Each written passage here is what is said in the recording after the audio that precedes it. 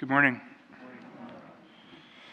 I was a little delayed this morning because I had to change my sock as I was grabbing my keys and my wallet and getting ready to put my shoes on. Seems like one of the cats had a disagreement with her own fur. And anyway, it was gross. Yeah, you know what I'm talking about, Gordon, right? Yeah.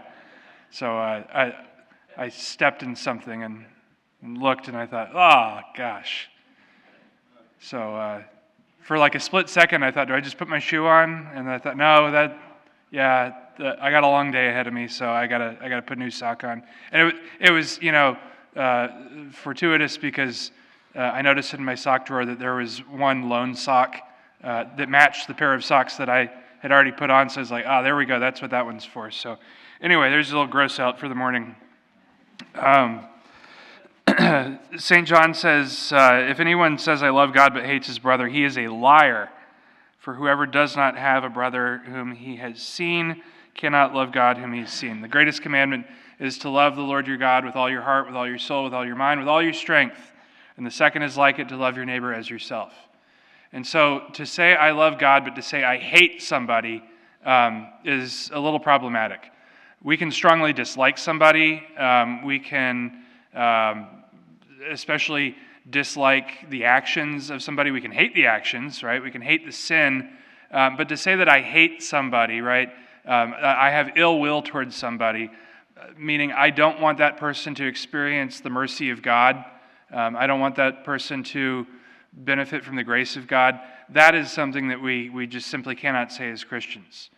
And so what do we do in those circumstances? What do we do when there's someone that strongly irritates us? What do we do when there's someone that maybe there's something that's very polarizing and I hate that person, right? It's especially in politics, we see it. Yeah, I hate this thing. I hate that person. I hate this group. Well, we can't do that. We have to say, well, what does God want me to do? And again, I touched on this, I think, this past weekend. How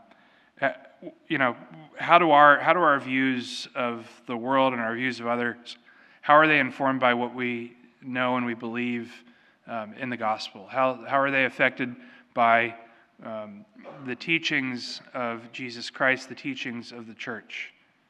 And can we allow those to perhaps change our views of the world? Because remember, we're not citizens of this world, we're citizens of heaven. We're simply we're pilgrims passing through this world.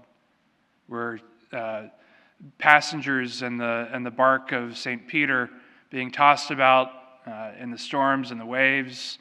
There's all sorts of scary stuff out in the ocean. In addition to the waves, there's icebergs, there's rocks, there's scary sea monsters, Leviathan. And what is our response? Our response is to say, I remain here firmly in this ship, this bark of Peter, rooted in the love of God.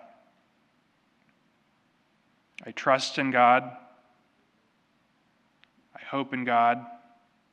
I have faith in God. I love God, and because I love God and I know that God loves me, I strive to love others as myself. Now, when we say I love others as myself, we have to understand, how do we love ourselves, right? Well, what is love? Love is an act of the will. Love is, desiring the good. What is the good? The good is eternal salvation. So to say, I love others as myself, well, how do I love myself? Well, I love myself by getting a great, big, juicy ribeye. That's how I love myself. Well, no, that's not really what love is. Well, I love myself by buying, another car. Or I love myself by watching more football. Or I love myself by whatever any of these things are. And so we say, okay, well, if that's what love is, then how do I love my neighbor as myself? Do I give my neighbor, beautiful marbled ribeyes? Do I just go out and hand out cars to people? Do I invite people to come watch football with me? All of these things. Or rather, do I recognize that love is actually something of self-denial? Love is placing God before all else. Love is doing his will. And then in loving my neighbor, that means, okay, well, I want my neighbor to also do the will of God. I want my neighbor also to recognize the goodness of God. I want my neighbor to also recognize the great love of God. And in doing that, sometimes it can be challenging, because to love my neighbor means to say, hey, neighbor, stop sinning. To love my neighbor means sometimes to say, hey, neighbor, you need to be better. I need to be better too. I know that. I'm the first one to acknowledge that. We all need to be better, but you need to be better. You need to stop doing this destructive thing.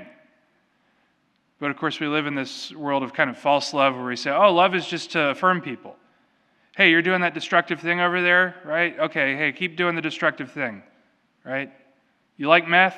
Good for you. Meth is your thing. Who am I to judge who you love, that you love meth more than your family? Well, that's not love. Love is to say, hey, you know what, Mr. Meth Head, that's real bad for you. You should stop that. Your teeth are falling out of your head.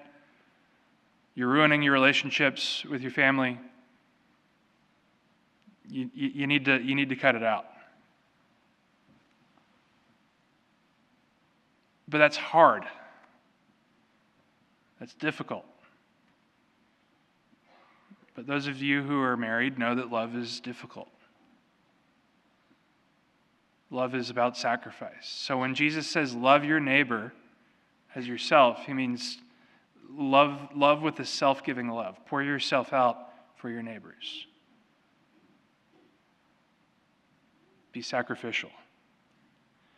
So as we continue in this season of Christmas, let us ask the Lord that we may have that grace to imitate him in his sacrificial love, that we may have that love for ourselves, understanding rightly the sacrifice, but may we also have that sacrificial love for our neighbors.